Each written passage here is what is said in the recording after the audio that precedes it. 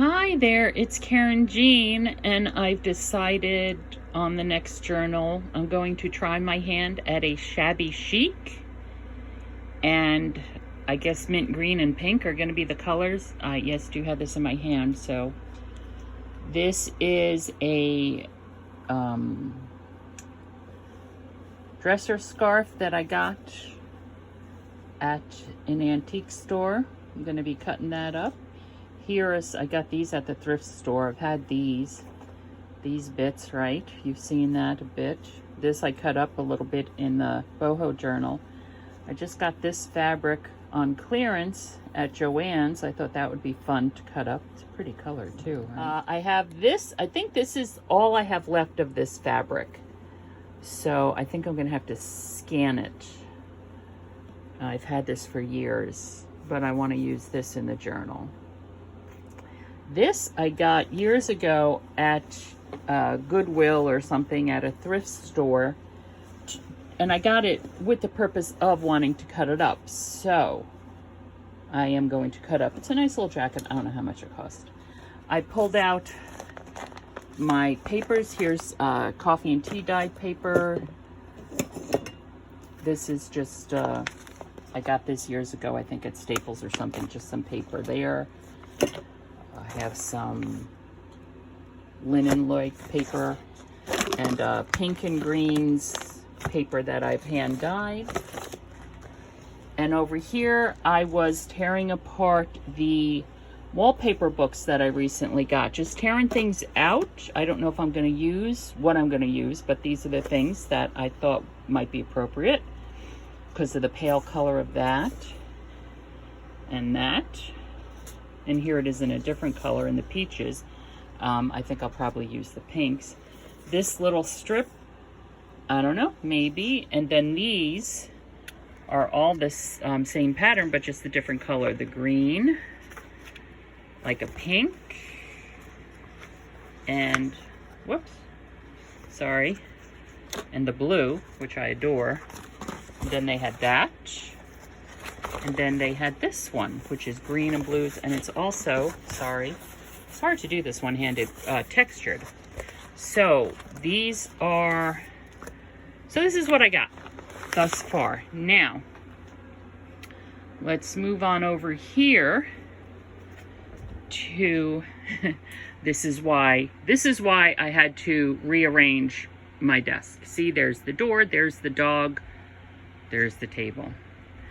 So as not to disturb the dog, let's go around this way. Heavens to Betsy. Of course, I'm still gonna have to disturb her because I need to get over here. It's a rainy day here. It's also early. Well, early-ish. I've been up for about 5 hours. It's 8:15. So, all right, let me step over the dog. This is just a scrap piece of warm and natural quilt batting. And this is obviously a box from a frozen dinner. It measures 6 by 9. The spine is almost 2 inches, about 1 3/4. But I wanted to make this a little bit softer. I did not want to use like a padded envelope or anything, so I'm going to cover this with the batting first, and then I'm going to cover it with fabric. Yeah, I just need to decide how I'm going to do that.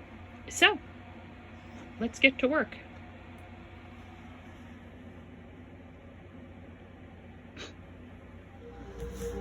Okay, I have the air conditioner on. Vivaldi's playing in the background. I think I have this figured out. The phone is charging, so I don't have my mic on. I'm sorry, so I hope I am speaking loud enough. What I'm going to do, I did scan some fabrics. I scanned the tea towels so that I have digital copies of them. Yeah, so we have digital copies in case I want to use them and cut them up. So I scanned that fabric that I don't have much of, and I printed it out on 80-pound cardstock. and I'm probably going to use that as the inside covers. All right, so I'm just gluing down. This is what I figured out here, hopefully. I'm just gluing down some batting to the top of this, and then I'm going to cut it around. I'm not going to fold it over because then that'll make it too thick. I remember when I first started doing junk journals and my daughter saw them. Now my daughter's 33 years old, and she said, "Mom, it reminds me of the photo albums you used to make." Well, yeah, like 30 years ago. I don't know if you all remember this or not. I didn't get it glued to the edge, so I'm not being very straight with this cut. Sorry. You know, the photo albums, and we would buy the photo album in the store, you know, little ones like this. We would cover them with batting, and then we would cover them with fabric, but we didn't, it was always a chore to get it around on the spine because we didn't disassemble the photo albums, fabric covered photo albums. So I guess you can say I've been doing this for 30 years, more or less anyway. All right, and I'm doing this just because I want it a little softer, right? Because it's soft colors, and good enough. This, actually, I think I'm gonna have to take it to the sewing machine. I had to actually rip out this, because this was folded over as the hem, and it was just a little bit too short. So I actually had to, oh no, I don't have to take it to the ironing board. Did I say sewing machine? I meant ironing board. I'm not taking it to the ironing board. So these are going to be the colors of the book. Now this is a bit of a bright green, but and I don't know what I'm going to do with that yet. I'll have some fun with it. Okay, so I should be able to, yes. All right, well, let's cut this. So this is probably off screen. I do apologize. I'm just trimming that one piece of hem fabric. See, it's barely making it over here, but that's okay because I will put the corners on. So first I am going to, you know, the metal corners. I'm not going to cut the fabric. I'm going to fold the corners in. Normally I would cut, but this fabric is pretty thin, so I'm going to fold them in.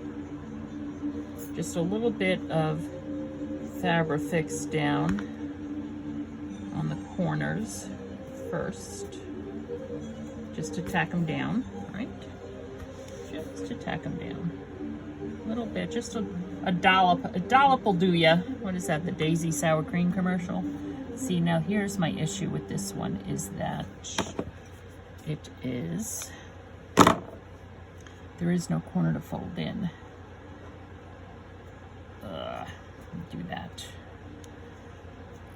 Do that. And here, we will do this, press it down,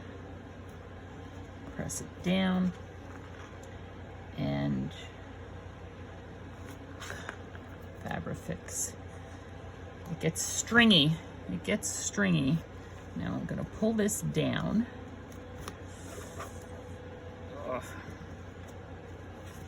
Pull this down, hold it in place.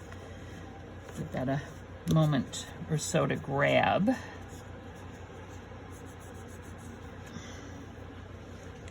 And let's do the top, and I'm doing it all the way up at the edge.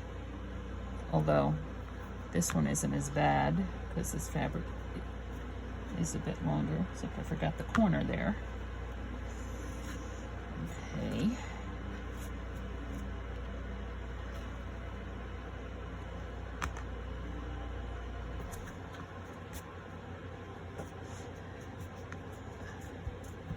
And this is going to be a 2 signature journal.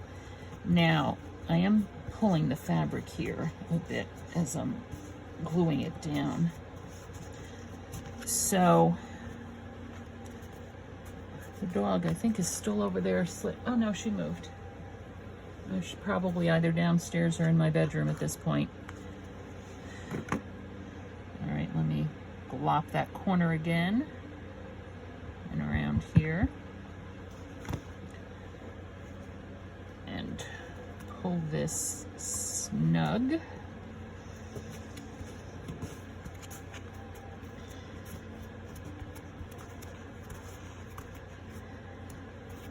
Of course, I'm getting glue all over my fingers, because what would a day be without glue all over my fingers? Now this corner here, and this is the front of the book because of the embroidery on it, not the embroidery, I don't know, I guess it's like an eyelet type of fabric, but see how this was the bottom of the jacket, piece of thread there. And this was the more of the top of the jacket. So that's going to be the front of the book, because I am going to build up stuff on the cover, but I think that having that open weavy type thing on the back of the book might look a little silly or not. See, this is barely making it. But when I cut and glue down the cardstock, I need to get this stuff off my fingers first.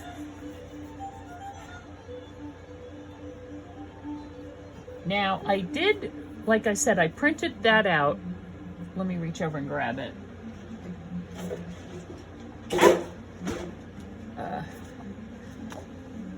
There. I was thinking of using that for the inside covers. Of course, I still have this piece left over from the boho journal, and I do have more of this. But I don't, just use that, have that there. That is that handmade paper, so it's soft. Although it's thick, it's like softer and more delicate. I don't know how else to explain it. All right, I'm sorry, I just don't want the glue on my fingers to mess up the glue anywhere else. Okay, so I'll do this on the inside covers. Yeah, it just has a little bit of softness to it. And the batting was a neutral color, not a white batting. I stopped using the white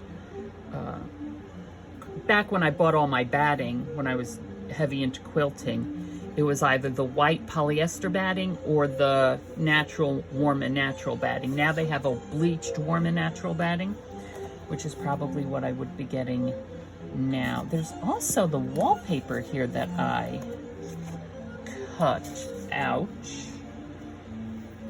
but I don't know what I want to do with this yet. These pieces certainly are big enough to use like that, but I don't think I want to do that. Maybe I'll put them, because of the, I don't know, maybe I'll put them inside. All right, but now before I put this down, I need to figure out what I'm going to do with this. Well, I guess I don't need to figure out what I'm going to do with the spine, the inside spine. I can cover it after I do this. All right, so this is barely making it over here. I'll have to put some kind of trim or something down. All right, so I am going to, I'm going to cut it 5.5 by 8.5. 5.5 by 8.5. Okay, 5.5 by 8.5, and I have 2 sheets of it here. I hope I have 5.5. I do. Okay. Okay, and there are scraps, because we save our scraps. Could make that down the edge of a page or something. Okay, so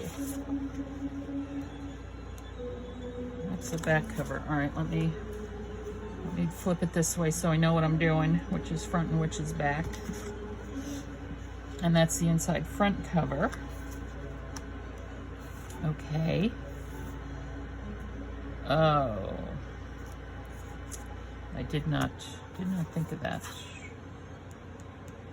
when I did that. All right, well, it's just gonna have some craft paper showing through. At least it's not the other side of the box.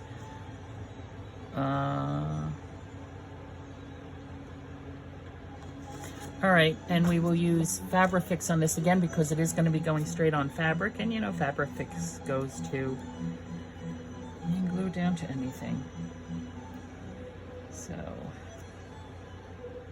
and again, this is 80 pound.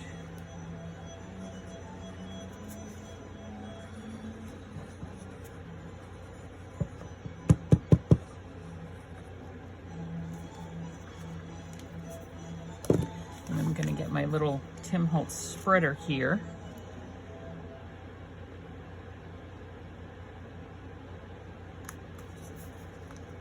Which should help move the glue underneath it.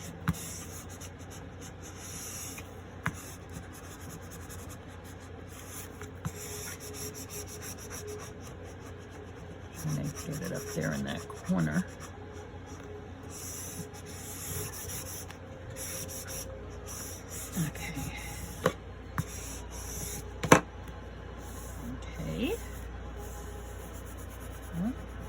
Bit glue on it there. And now for this one. I'm not going straight to the edge of the paper because the spreader, when I use the spreader, will spread it out the edge of the paper. I don't want too much seepage. Okay.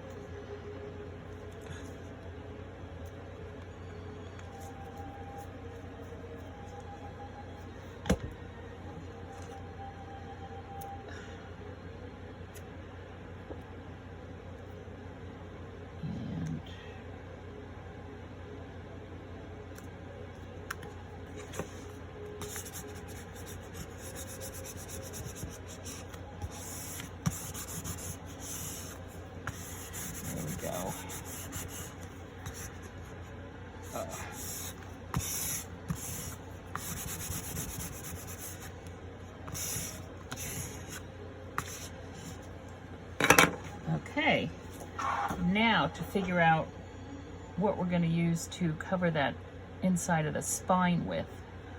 Also, before I do that, I need to figure out if I'm going to do a hidden spine or not, which I'm thinking, as I rub the glue off my fingers, I might do on this one. Yeah, because I don't want, I don't want anything there, right? Although, you know, I could always put something there. Now this fabric, I could flop it over like that. What do we have? Oh, that would be nice. But I still don't want the strings on the spine. You know, so it's still going to be, could actually cover the whole back with it. Or not. Maybe just do, well, that's an idea. Yeah, if I do it that way, that's kind of half of that. No, I would have to do it this way.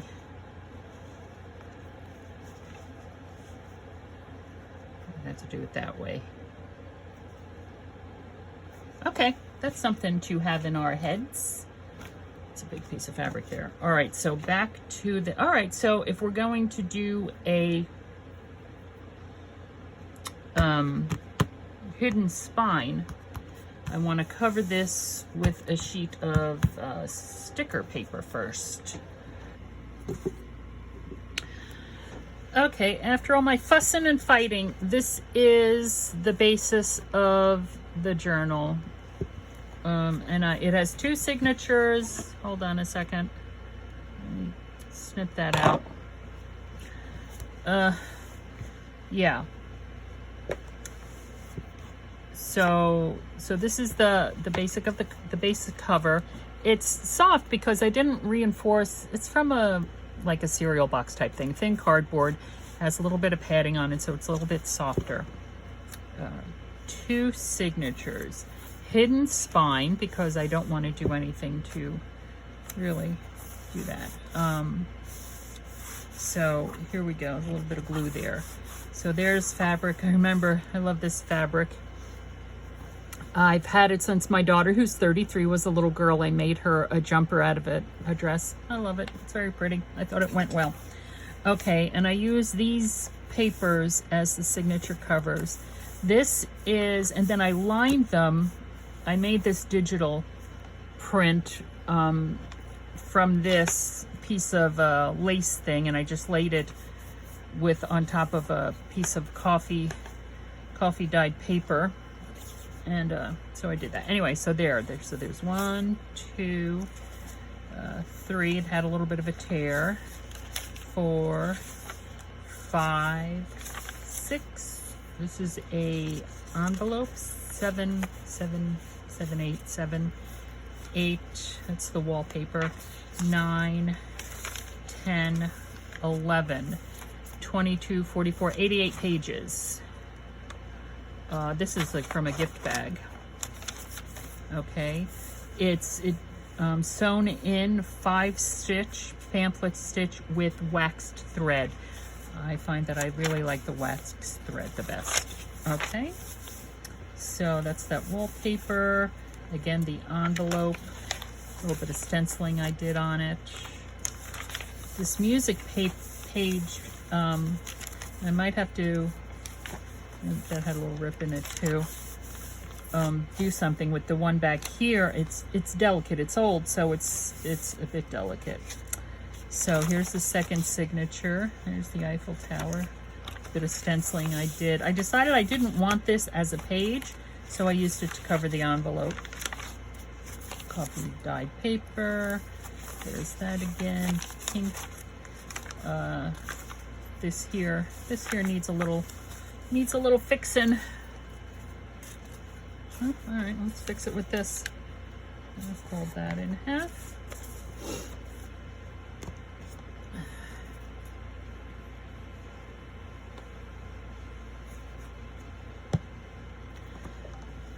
And put that there. Hello. Put that there. And put that there.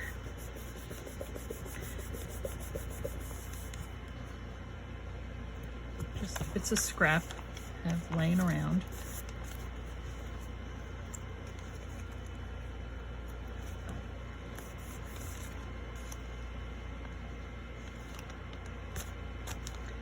There. Okay. Oops. That's the glue I just put. And this is the paper. It was ripping. So I had to, when I folded it in half, it started ripping.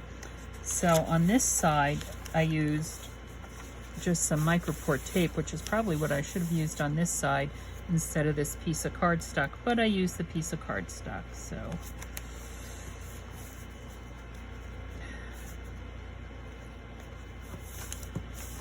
There. And that's the signature center for there.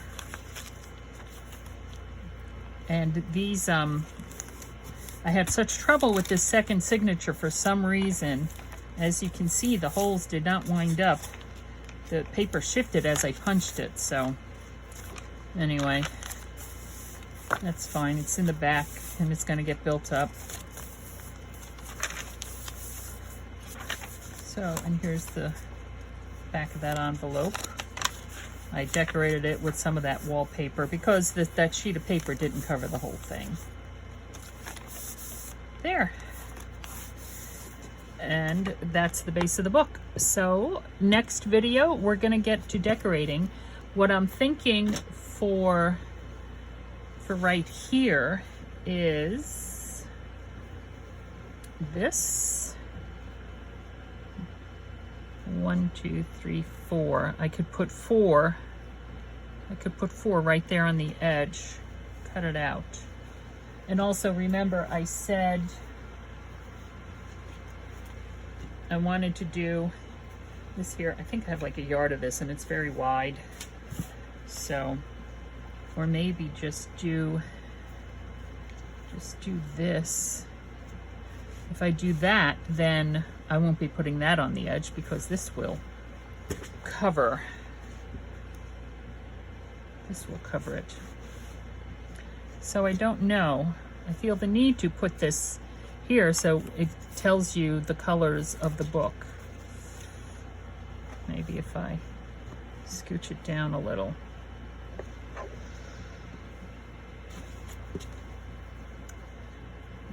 And yeah, like there maybe.